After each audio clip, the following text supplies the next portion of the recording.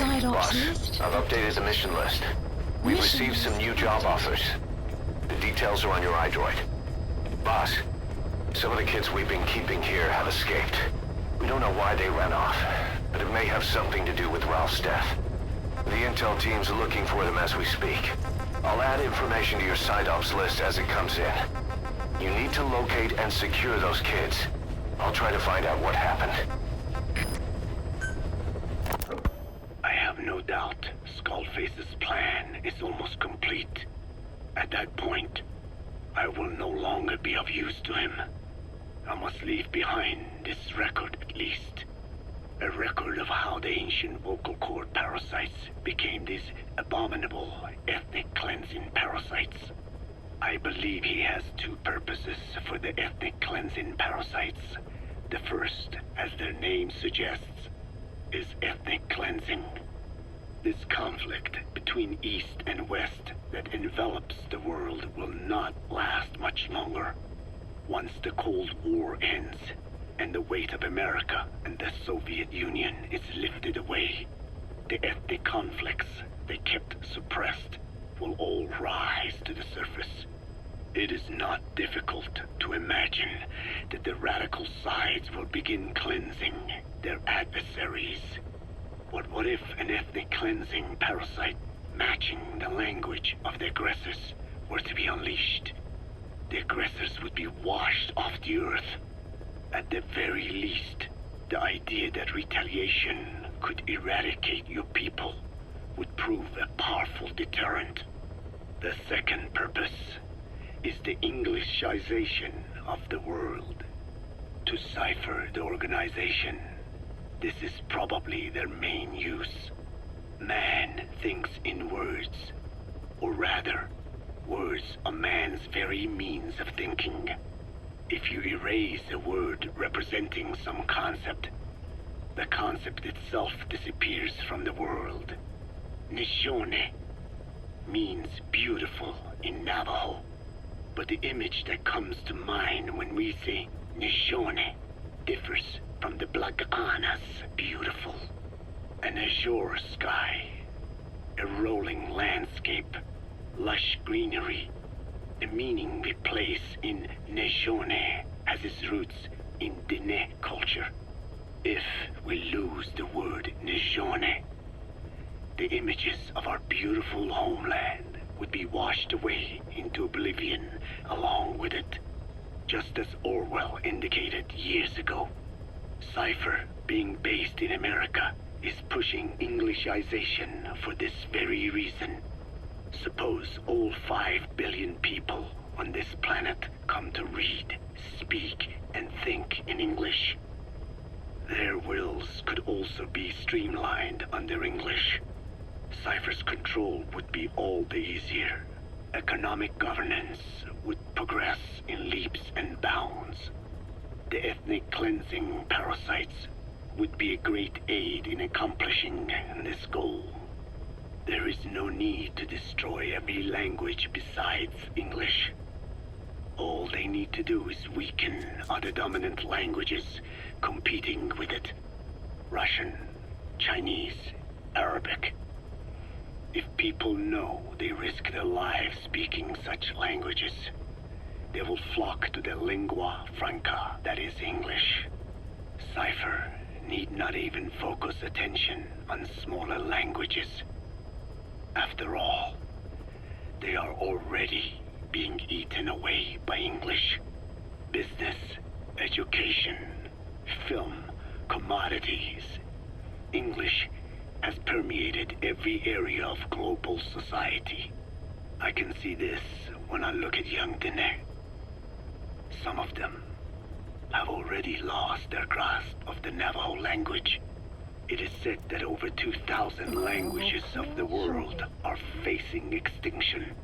This very moment, cultural concepts and forms of expression are disappearing forever. The spread of electronic networks gives greater meaning to Englishization. Networks have no national borders. By basing them on a single language, they can penetrate deeper into and between people. That basic point of unity provides the ideal environment for someone who aims to control people's wills. But how does this differ from building the Tower of Babel? The ethnic cleansing parasites attempt to rob man of his words. Such irony. It was the vocal cord parasites that gave words to him in the first place. Ancient man had no language, unable to produce complex sounds due to the structure of the throat. He could communicate only through simple vocalizations and gestures. Then the vocal cord parasites infected his larynx. Man's transition to walking upright did not gift him solely with intelligence, but also with his voice. At the time, the vocal cord parasites never harmed man. They merely took a small measure of nourishment. In fact, you could call it a symbiotic relationship. Some animal species use particular vocalization patterns to attract a female and reproduce. Songbirds, certain insects, and also the vocal cord parasites. The difference is that the parasites themselves did not produce sounds. Rather, they had their hosts, man, do it for them. Once secure on the human host vocal cords, a male vocal cord parasite caused the host to produce a certain sound pattern, something like a warble of a bird. Meanwhile, females parasitizing other host pharynxes need only wait. Upon hearing the sound pattern of an attractive mate, they would manipulate their hosts into making contact with the person it came from. The female traveled through his host's saliva to the other host's vocal cords, where the male was waiting and the pair copulated. We can only imagine how the female manipulated his host, but it was probably through smell. Smells traveled directly to the limbic system via the olfactory cilia in the nasal cavity. Volatile compounds released by the female would stimulate the limbic system, which controls instincts, making the host feel amorous. This kind of sexual selection naturally led to competition between the male parasites. Males that had their hosts produce sounds perceived by females as more attractive succeeded in copulating and producing offspring. Evolutionary traits caused by sexual selection are curious. The peacock's feathers, the mannequin's dance, the firefly's luminescence pattern. Even with courtship behaviors that are not advantageous to survival, those individuals that excel in them produce offspring, and it escalates with each generation. The same was true of the vocal cord parasites.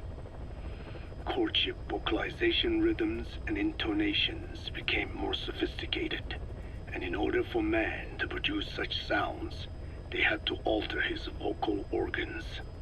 By lowering the position of the larynx and developing resonating chambers, they enabled more complex pronunciations. But that was not all.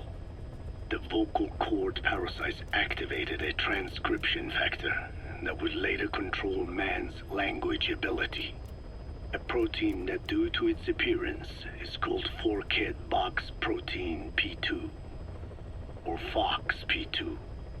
Activating this transcription factor led to the development of brain function capable of creating sophisticated frequency changes.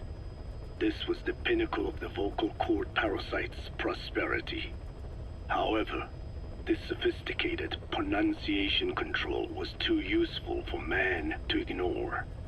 Once human sexual activity ceased to be only seasonal, and having lost pigment-based sexual characteristics, distinctive vocalizations became the most effective means for humans to attract mates as well. Combined with logic pathways hardwired into the brain, or universal grammar, it was not long before advanced communication was possible. This was the birth of language. Luckily for man, it was around this time that a particular retrovirus was circulating. While not lethal, it infected not only man, but the vocal cord parasites as well. It is presumed that this virus removed part of the parasite's DNA and reverse transcribed it into man's reproductive cells. It was a vector. Among the genes it transcribed were the ones responsible for the production of language. The vocal cord parasite's vocalization genes were written into the human genome. The parasites were no longer of any use to man now. Man could use his voice as he pleased, when he pleased, hindering the parasite's courtship vocalizations. Having lost their opportunity to reproduce, the parasites died out, leaving behind only the transcribed genes. The vocal cord parasites were once in symbiosis with man. Its genes even became a part of his. Humans and parasites are extremely close. As such, it will be extremely difficult for man's immune system to eliminate the vocal cord parasites. Even cutting them out will be no simple matter, which is exactly why these ethnic cleansing parasites are such a formidable weapon. The rise of the vocal cord parasites goes back approximately 300 million years to the Permian period. At that time, they were not even parasites, but predatory autotrophs. They are believed to have been the common ancestor to the Pentastomida and the Cyclops genus of copepods. However, Earth's environment underwent a violent change at the end of the Permian period. The cause is unclear, but evidence suggests that over 90% of the Earth's organisms at that time died out. The most pronounced threat to the proto-parasites was the severe reduction in oxygen concentration. The result was cladogenesis, a splitting that gave birth to a new strain that could parasitize other organisms' respiratory apparatus. This survival tactic helped lower their oxygen consumption, and inhabiting the throat kept them securely in contact with inhaled air. The best survivors were those that parasitized the reptiles that flourished at the time. Entering the Triassic period, the reptiles evolved into dinosaurs, and the proto-parasites shared in their success. Dinosaurs developed respiratory organs called air sacs to adapt to the low oxygen environment. These in particular helped the proto-parasites thrive. But another trial awaited them. The end of the Triassic period saw another drastic change in the Earth's environment. For most parasites, the male and female take the same host. Many are, in fact, hermaphrodites. Originally, the vocal cord parasites were as well. But for any strain to ride out a severe environmental change, it must secure a steady pool of genetic diversity. Another split. Now the newest strain procreated with mates found in other hosts. And in order to increase its encounters with those mates, the new strain utilized the voice of its host. They came to inhabit the host's vocal cords. This truly was the birth of the vocal cord parasite. The parasites developed the host's pharynx to form resonating chambers and used them to produce sophisticated mating calls. The relatively upright posture of the dinosaurs was important in this, because the crooked L-shaped pharynx was more suited to the development of resonating chambers. These developments ushered in a time of great prosperity for the parasites. But for the third time, the parasites had a major hurdle to overcome. The meteorite impact at the end of the Cretaceous period. which spelled the end of the dinosaurs. With their hosts extinct, the vocal cord parasites had no option but to find a new habitat. Birds. As genetic successors to the dinosaurs, with functioning air sac apparatus already in place, birds were the perfect choice. But the parasites could not survive in birds that flew at high altitudes with thinner air. So they parasitized ground-dwelling birds and altered their respiratory system for the sake of reproduction. They gave the birds the means to produce sophisticated sounds, the syrinx responsible for chirping. This is the proof that points to activation of FOXP2 in songbirds as well as humans. The Cenozoic era began with a rise in oxygen concentration, which helped mammals to evolve and increase in size. The parasites then shifted to humans as a more effective host. Humans' bipedal upright walking meant that our throats could support larger resonating chambers. At first, vocal cord parasites entered humans using birds as their intermediate host. But eventually they changed to conducting their entire life cycle within human hosts. What happened next is as I have already described. People took the vocalizing prowess given them by the parasites and made it language, and once the parasites could no longer use it as their mating call, they died out. Or in other words, the parasites overcame all evolutionary hurdles except humanity. Skullface shared his opinion on this matter. He said the Ethnic Cleansers Project was sure to succeed. After all, the parasites had a grudge against us humans. To think we awoke them after such a long slumber, just so they could sate their thirst for vengeance. It is terrible, unforgivable, and yet it is what I have done. I learned of the vocal cord parasite's existence in literature belonging to the Foundation. It was little more than a theory. The question was, why does only Homo sapiens among all primates have highly developed language? Human versus everything else. The missing link between these was the mystery that gave rise to this theory. I was fascinated by the idea of their existence. In the Dene creation myth, the Neo Dene, who first inhabited the world, were insect-like creatures.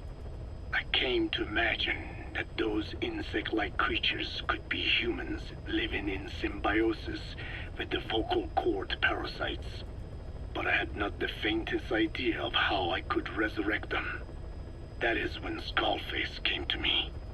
What he offered me was not just assistance with my metallic archaea research. He told me the vocal cord parasites really existed. And not only did they exist, they had already been brought back to life in the modern age. An ancient human cadaver, host to the parasites of the time. Cypher excavated such a cadaver from a permafrost region and isolated the DNA coding of the vocal cord parasites. Naturally, they were long dead and could not be brought back, but there was an alternate vessel they could use. A relative species of the Pentastomida discovered in China. It had adapted to live in the nasal cavity of animal hosts, but its genetic sequence showed signs of common ancestry with the vocal cord parasites. Ontogenesis, the path of an organism to maturity, is like a roadmap of the phylogenetic evolution of the entire strain. Cypher used this to effect a reverse evolution of the modern parasite and resurrect the vocal cord parasites. they interposed a developmental mechanism to the ontogenetic stage analogous to when the relative species first appeared, the point at which it split from the vocal cord parasites, forcing its evolution down the other path, the vocal cord parasite path. The larvae this produced by the vocal cord parasites, reborn. I do not know in detail how Cypher accomplished this, but clearly they have access to high-level genetic technologies. Skullface said it was the work of a genius woman scientist, and that the relative species in question was first discovered by a group once called the Philosophers. I was tasked with modifying the resurrected parasites. He charged me with two demands. First, to add lethality to these organisms that had once lived in peace with man, by unleashing the larvae's latent desire to consume nutrients from the host's lung tissue, making them eat and eat until the lungs were destroyed.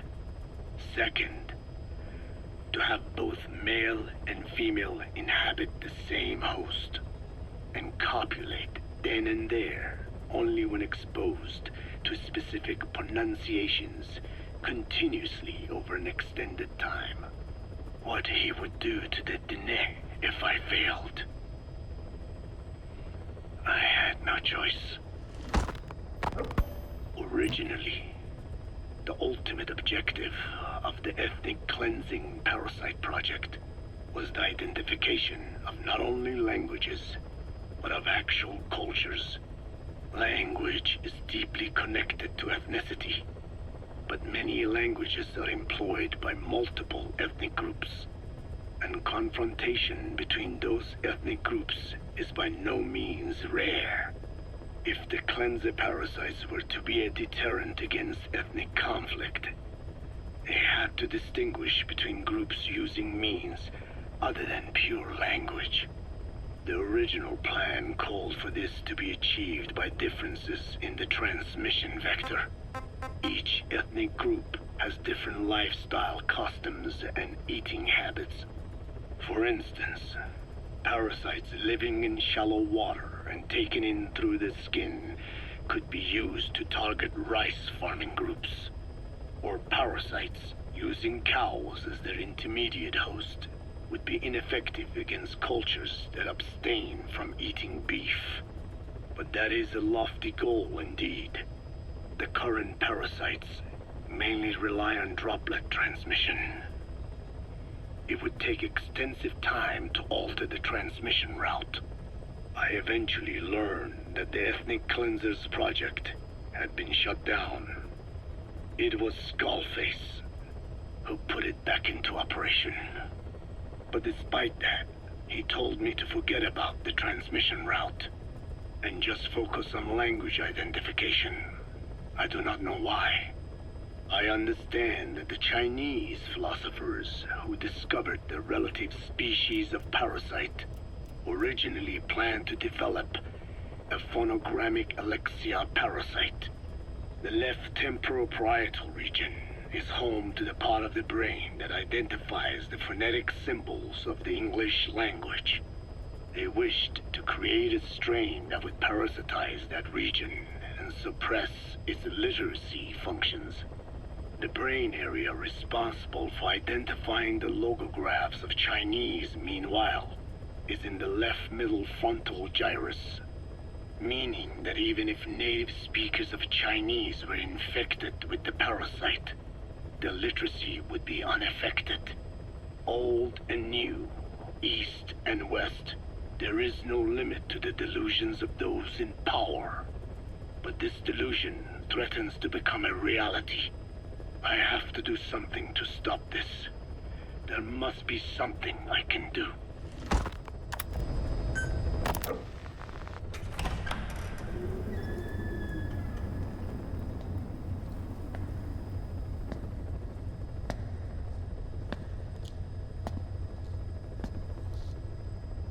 Ya'at E.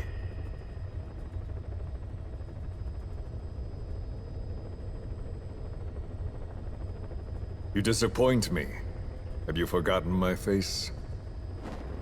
Leave me be. You won't respond to anyone else, so I figured it must be me you wanted to see. But now you won't even look at me. Have I not suffered enough? Not until you've eased my suffering first. To tell you the truth, old man, I'm in a bit of a bind. It's about your children.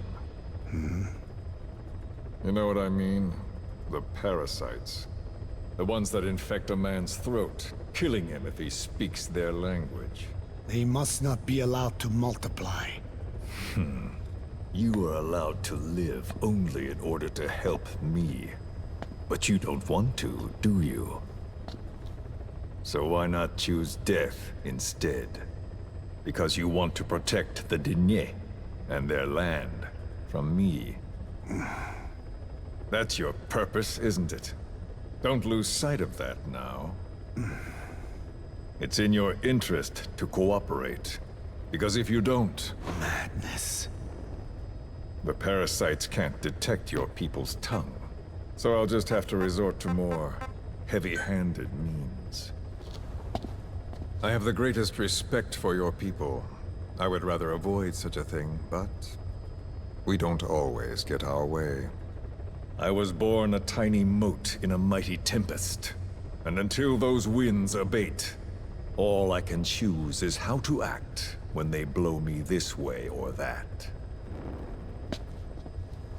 Tell me, Code Talker, what happens to a man infected with a pair of your parasites? Can they be removed? Can the full-blown symptoms be prevented? It is impossible to remove the parasites alone. They have too close an affinity with humans. Then how do you stop the symptoms from developing? All right. I was hoping for an answer now, but perhaps you just need a little more time.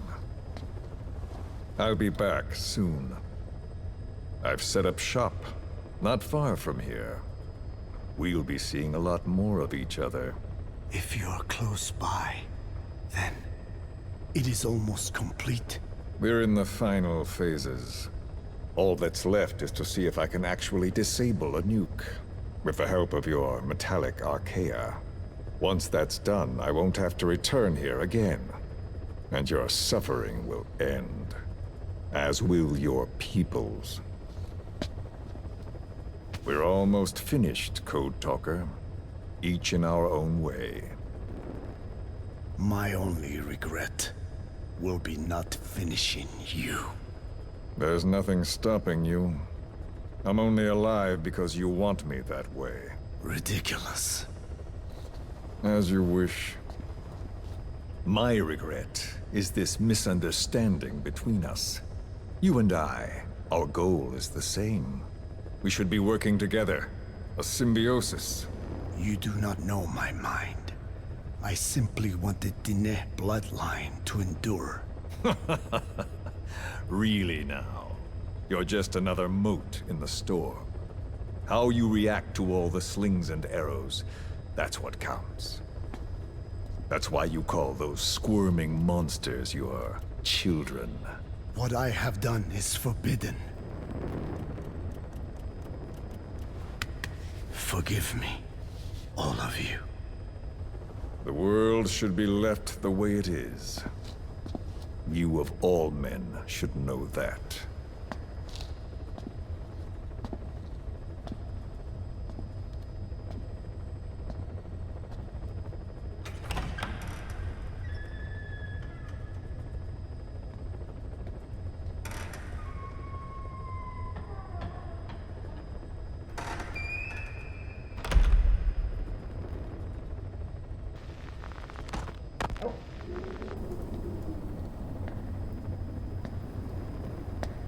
Forgive me, but my schedule has changed. The time for grace and good manners has now run out. Please. Torture will not work on me. Surely you know this. Oh, I have no intention of getting rough with you. You haven't been beaten. Your hands aren't even tied. Just like me, you live in symbiosis with countless parasites. What wounds I might inflict, they'll patch right up. You might feel considerable pain, but I've no doubt you can withstand it. Then what do you plan on doing? I have a soldier standing outside. Nothing special about him, except that he always obeys. I have given him one instruction. Whenever I ring this bell, he passes on a message for me. That message is simply, go. What is this? After that, though, it gets complicated. The message will arrive at a room, a little bigger than this one, nothing special. Some of your people are in this room, surrounded by my men. Enough of this. They pick them at random. No regard for age, gender. In that, I suppose, they're different from you. Not as discriminating. They tied them up, one by one, blindfolded them. We had to maintain order, you understand? You bastard. Go. When they hear that, my men will pick one of your people and infect them with a parasite. Your parasite. It won't work on my people. True. The vocal cord parasite doesn't respond to your language. But what about English? An English strain. It exists. A ring of this bell, and they infect one person. If that person abandons the Navajo language, the English strain will trigger symptoms. You monster. So, it's quite simple. Every time I ring the bell, another of your people is infected. Don't do this. I don't want to do this. I'd rather not have to ring the bell, which is why I'm hoping you will talk to me. What do you want? What else could you possibly want? You know the answer to that. How to prevent the symptoms caused by the parasite. You cannot control it like some slave. Forget the idea. Forget it. Unlikely. I will never tell you. What have you done? You made me do that. You black-hearted... Settle down. Don't use it again. Well, that is up to you. All you need to do is tell me what I want. How to prevent the vocal cord parasite's symptoms. Why? Why do you need to know? The adult soldiers at Amasa are all dead. What? The parasite traveled downstream. How? It would appear that he was involved. Another demon who woke up from 9 years of slumber. As a result, the vocal cord parasite spread through the village. I told you this would happen. It was an unfortunate accident. He is becoming an annoyance. He may stumble upon the truth sooner or later, but I suppose that is really of no consequence. One day, he too will pay for what he has done. Black Anna. The real demon is you. You know, this incident made me realize something. You are right. I should have acted with more humility. These creatures cannot be controlled. All the more reason I require a means to stop them. There is no such way. Oh, really? Wait! Don't ring it again. It is up to you. Out with it! I see now. There must be more to it than that. What? They are in you. You use this land to breed more of my children. And not just here. No. In pursuit of your ethnic cleansers. You sifted through many language strains. Finding hosts. Breeding more and more. You would have been infected in the process. Infected with countless strains. Most likely your mother tongues as well. Romania, Northern Transylvania. You found that one too. Yes, the Hungarian strain that responds to the CK's dialect. Silence! Black Anna. It is you who shall pay.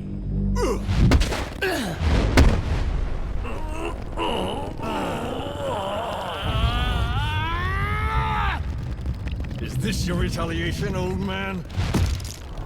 Let my people go and never bother them again.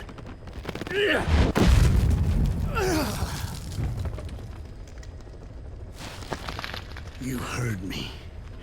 What now? What? No! What are you doing?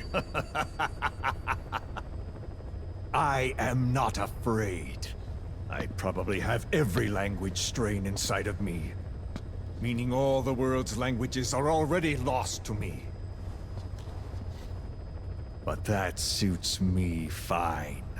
If need be, I myself can produce whatever strain is needed. And that means nothing to you. If you are infected, you can never again speak your mother tongue. Otherwise, you will die. As will every one of your countrymen. A few words here and there won't trigger the symptoms. And besides, the time is not yet right to show this face in my homeland. Not until my revenge is complete. Now... Stop! We're out of time. I have to get going. Well... No!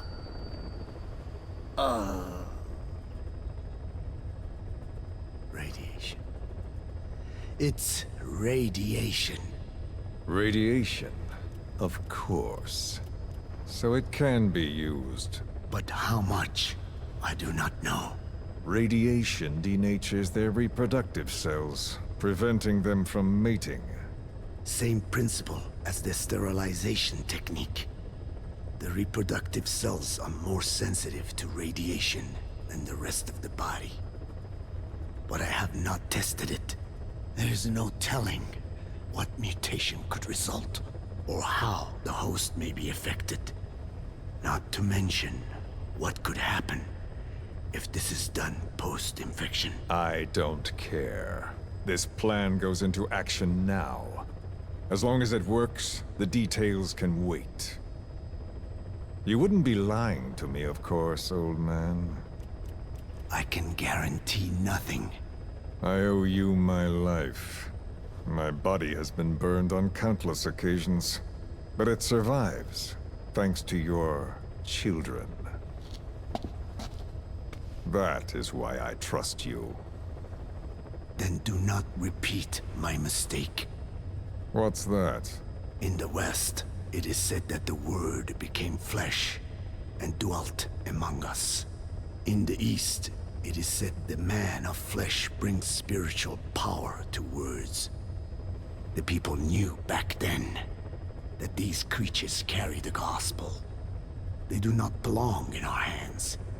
They must not be touched. How enlightening. I'll remember that. Consider this my thanks. What are you? Catch. No!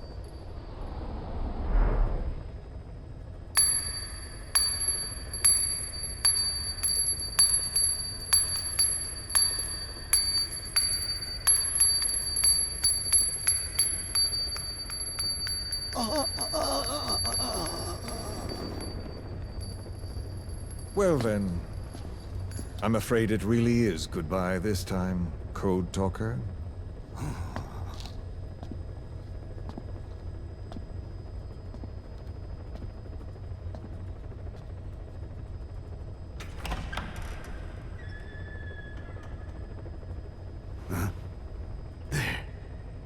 There is no soldier. Huh. Now where did he run off to?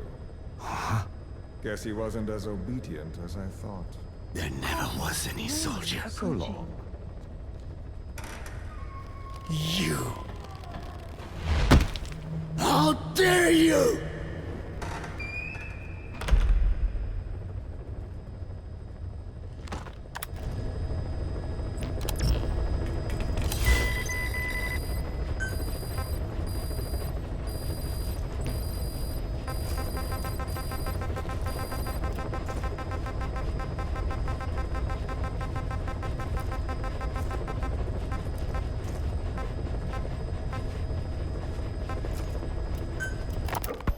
Boss, we gave Ralph, that kid who died in the accident, a burial at sea. The man in charge of that facility has been severely punished. But ever since, the kids have been acting strange. It's obvious they've lost their trust in adults. I was getting reports of them ignoring the staff, or getting insolent, and even violent. And a few days later, several of the kids did a disappearing act. They snuck into choppers and shipping containers and got off base. Why? Your guess is as good as mine. These kids were born in a war zone and forced to grow up as war fighters. If they're left alone, war is how they'll die. But I thought we showed them there are other reasons to live. I never liked having children on Mother Base. But the thought of them going back to the battlefield and picking up their old lifestyle is something I can't stomach. It makes me think of Chico, 9 years ago. We have to get those kids back.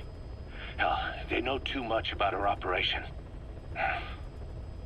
I never expected even the kids to betray us.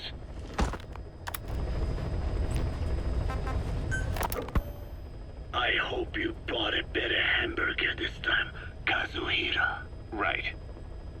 Well, The last one was lacking in every way. The patty was too thin, the bun too dry, and the lettuce days old at best. hey, that was 100% all beef patty, and no shortening in the bun either. Nature's blessings, unadulterated, in hamburger form. Is that it?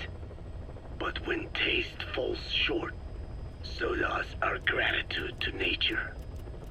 Making such precious blessings unpalatable is sacrilege. I hate to admit it, but I think you're right. I should have known better than to settle for second best. That's why I had him run some more R&D, develop a new burger. In fact, one of our researchers just dropped by with the latest results. Here it is.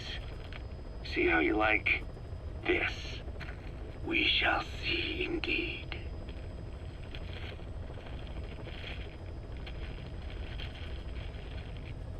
I thank you for this bounty, Mother Earth. So, what's the verdict?